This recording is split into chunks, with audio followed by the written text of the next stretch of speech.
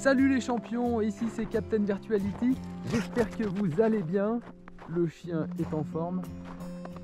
Une vidéo pour partager avec vous les raisons pour lesquelles j'ai commandé l'Insta360 One Air, mais version drone. C'est parti, youhou!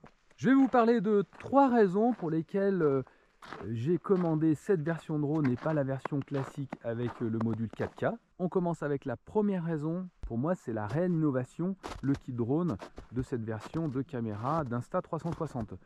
Avec le fait de pouvoir scinder les 2 objectifs fisheye en 2 parties et pouvoir les placer de chaque côté d'un drone. Il fallait y penser. L'aspect modulaire de la caméra, finalement, c'est cette innovation. Hey, on y va! La deuxième raison, c'est que j'ai déjà une GoPro Max, donc j'ai un mode héros, alors en effet en 1080, j'avais pas vraiment la nécessité d'avoir un module 4K classique, et je m'intéresse principalement aux caméras 360 degrés. Et les 2 défauts de ce mode 360 One Air drone, c'est que la caméra n'est pas étanche. En fait, le fait que les modules se séparent, apparemment ça empêche l'étanchéité de la caméra. Et ensuite on ne pouvait pas faire le bullet time, ce qu'ils ont annoncé avec ça. Mais comme j'ai la One X pour faire mes bullet time et j'ai la GoPro Max pour l'étanchéité, donc j'ai pas vraiment de problème parce que j'ai plusieurs caméras. Ensuite avec ce module j'aurai également une caméra 360 degrés classique, puisqu'il y a également la batterie horizontale et la partie corps de la caméra, et donc ces 2 modules 360.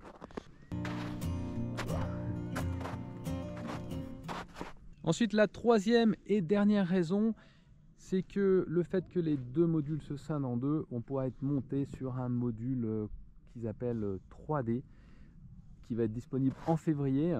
Donc finalement 2 nouvelles fonctionnalités, la version drone et la 3D. Hop là, on descend. Youhou. Le seul problème avec cette caméra version drone, c'est le prix. Ça fait mal, 600 € pour une caméra qui sera non étanche, en effet qui fait 360 mais qui se sépare en 2 pour mettre avec juste une coque finalement plastique autour d'un drone. Ça fait cher le kit, sachant que au teasing de la sortie de la caméra, ils avaient mis dans un mixeur une GoPro, une caméra 360 et un drone. Là, si j'achète le kit à 600 €, j'ai pas le drone. Non, j'ai pas le drone.